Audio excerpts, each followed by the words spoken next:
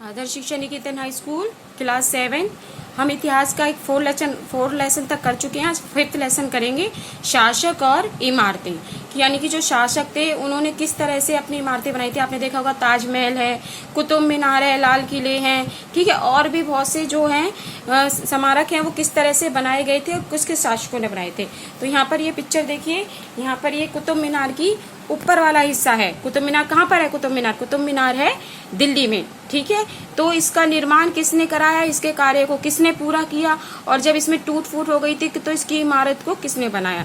तो सबसे पहले हम कुतुब मीनार की 5 मंजिली इमारत है ये, ठीक है। इसमें जो है इसके आसपास जो इल्तुतमिश द्वारा इसको 1229 में 29 में इसको पूरा करवाया था, परंतु सबसे पहले इसका निर्माण किसने किया था? कुतुबुद्दीन ऐबक ने करा था, इसलिए इसका नाम क्या है? कुतुब मीनार है, ठीक है।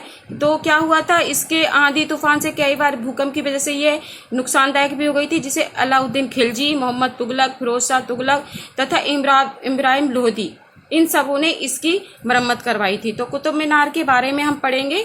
कुतुब मीनार के जो कुतुबुद्दीन ऐबक ने 1199 में, यानी कि 1199 में इसका निर्माण करवाया था। छज्जे के नीचे, ठीक है, छोटे छोटे क्या हैं, महराज हैं, और यह अभिलेख अरबी में है। यानी कि इस पर जो लिखा हुआ है, किस भाषा में लिखा हुआ है? अरबी में लिखा हुआ है। मीनार का भारी हिस्सा घुमावदार है तथा कोनिया है। ये देखिए, दिखाई दे रहा है ना कि किस तरह से दायेदार है। कुतुब मीनार जैसी इमारत देखने पर क्या प्रभाव पड़ता है? 18वीं और 8वीं शताब्दियों के बीच राजाओं, ठीक है, यानी कि जो शासक थे और उनके ने की तरह 2 इमारतों का निर्माण किया। पहली तरह की इमारतों में सुरक्षित, संरक्षित तथा इस दुनिया और दूसरी दुनिया में आराम विराम की भव्य जगह जैसे किले, महल तथा मकबरे थे। तो दूसरी श्रेणी में क्या होते थे? 2 श्रेणी में होते थे, मैंने बताया कि पहली में सुरक्षित और दूसरी में संरक्षित। तो पहले किले में क्या होता था कि वे दूसरी दुनिया में आराम विराम, जिसमें राजा महाराजा रहते थे, किले, महल तथा मकबरे होते थे। और दूसरी श्रेणी में क्या होते थे? दूसरी श्रेणी में मस्जिद, मंदिर, हौज, कुएं, सराय तथा बाजार जैसी जनता के उपयोग की इमारतें होती थी। राजाओं से अपेक्षा की जाती कि वे अपनी प्रजा की क्या करें? देखभाल करें, और प्रजा के उपयोग के आराम की सभी इमारतों का निर्माण कराएं। किससे की जाती थी? ये सारी शासक से की जाती थी, ठीक है। और वे मंदिरों, मस्जिद और कुओं का निर्माण करवाते थे। कौन करवाते थे? शासक करवाते थे। और परंतु घरेलू और स्थापत्य व्यापारियों की विशाल हवेलियों 18वीं शताब्दी से मिलनी शुरू हो गई।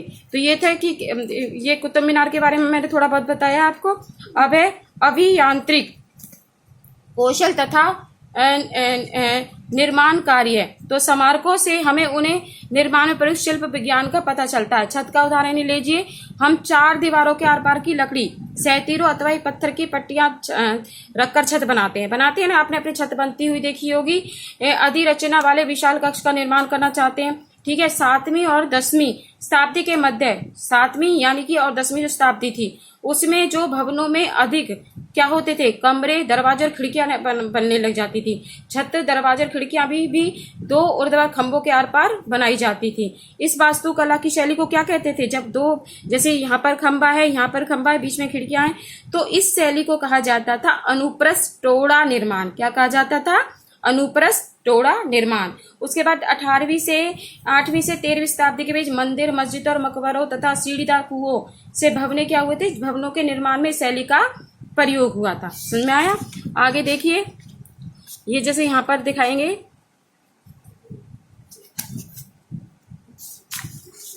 जैसे इसमें एक उदाहरण दिया है राजेश्वरम की उपासना हेतु।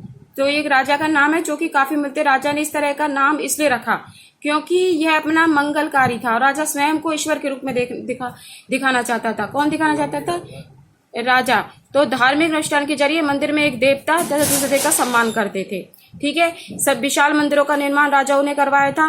राजा मंदिर बनवाते थे किसके लिए? अपनी प्रजाओं के लिए और अपने शासन को आगे बढ़ाने के लिए और अपने बारे में बताने के लिए, अपनी प्रशंसा कराने के लिए।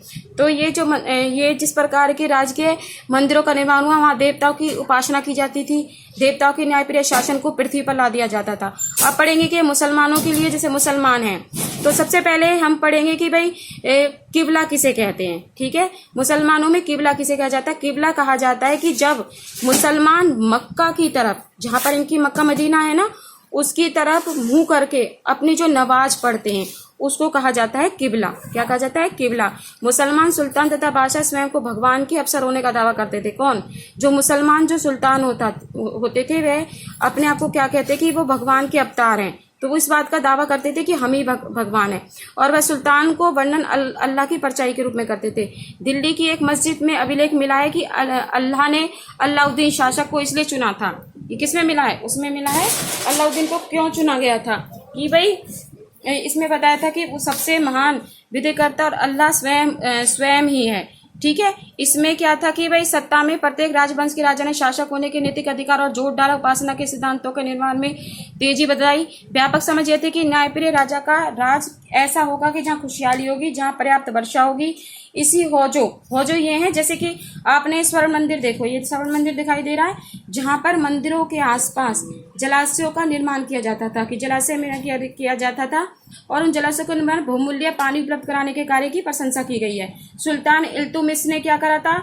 देहली एक वाहना के एकदम निकट एक विशाल तालाब का निर्माण करवाया था। विशाल जलाशय को होज सुल्तानी अथवा राजा का तालाब कहा जाता था।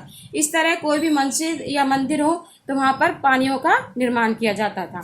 ठीक है। आज के लिए इतना ही, नेक्स्ट अगली क्लास में करेंगे।